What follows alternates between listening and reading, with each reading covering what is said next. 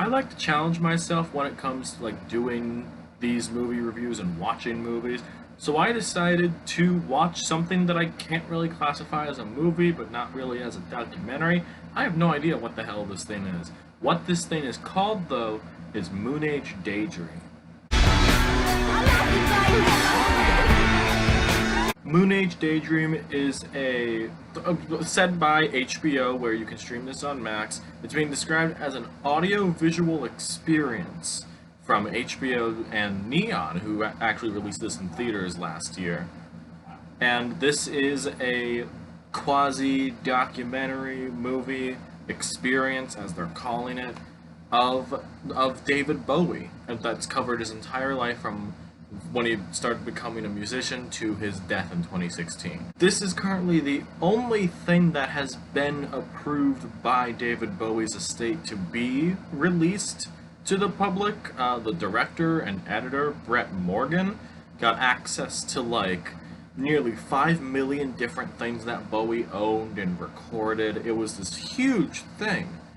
And if you're curious enough to see what a David Bowie movie is like without the approval of Bowie's estate, check out Stardust on Hulu. I haven't watched it, but apparently it's really bad. And I'm gonna be honest, I don't know how long or short this this review is gonna be, but there's one thing for sure that I can talk about for this. It took me a while to figure this one out, because this is a weird one.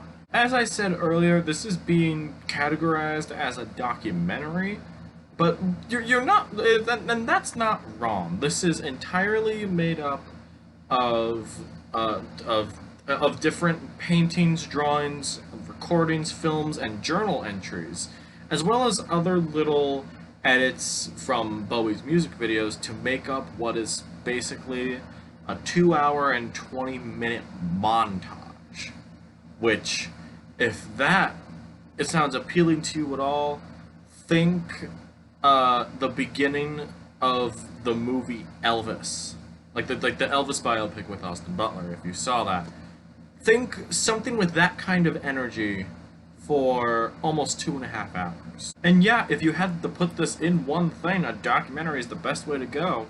But there's not really a narrative to this documentary. And honestly, I know people that watch this that completely threw them off the idea of this movie.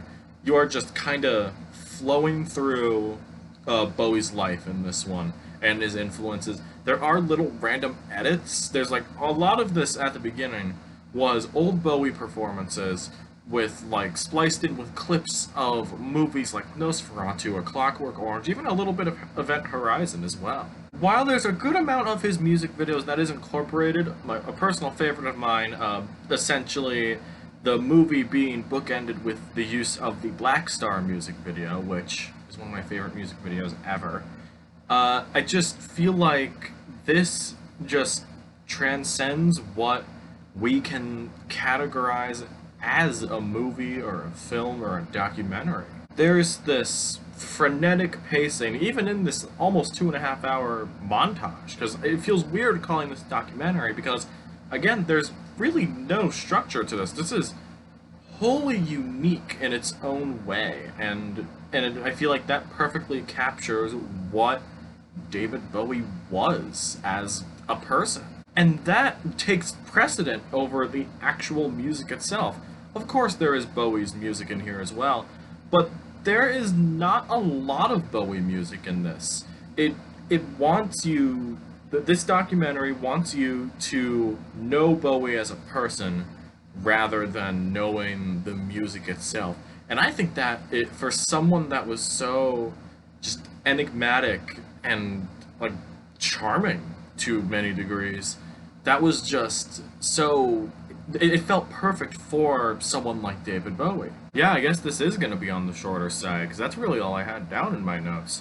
I will say that I can't really bottle this movie down into a video, just like you can't bottle other genres of David Bowie into one thing. There was so much happening with Bowie, whether it came to the music, his life, his even his like more artful phase when he turned to that later in his life. And it is just such a behemoth of a montage of this. I guess they're right in calling it, an HBO calling it an audio-visual experience, because why would I call it that? Why would I call it a movie? It feels weird giving an audio-visual experience like a number score. So I'm not gonna do that. I know it's probably satisfying to the people that see the ratings on here and you want me to go into depth of what this is. Personally, I think this is great. If you are a fan of David Bowie, watch this. This is something incredibly special that I honestly can't believe got made. I have no idea what else to talk about this, because this is such a weird thing that has stuck with me for a long time. And even though I can just sit here and say, oh yeah, I liked this, I liked the Moonage Daydream, but it's weird calling it a movie. I can't place it. How about that for a weird video? Over here in the States, it has been incredibly hot for the past couple of days. You see that light coming in here? That's just the sun. I'm not used to the lighting being here, but oh, it makes this room better.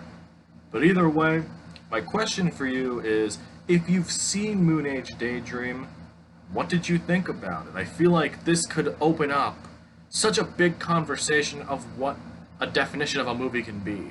And I think that's really incredible for someone like David Bowie, who was always changing their style musically, and also who he was in his life. And it really fits for someone like Bowie. So let me know what you think of Moonage Daydream, or if you haven't seen it, what's your favorite David Bowie song? Mine, honestly, is probably Black Star, because, I don't know, I like that jazzy, weird stuff. So let me know in the comments below, subscribe and like the video if you haven't already, and I will see you in the next video. See ya!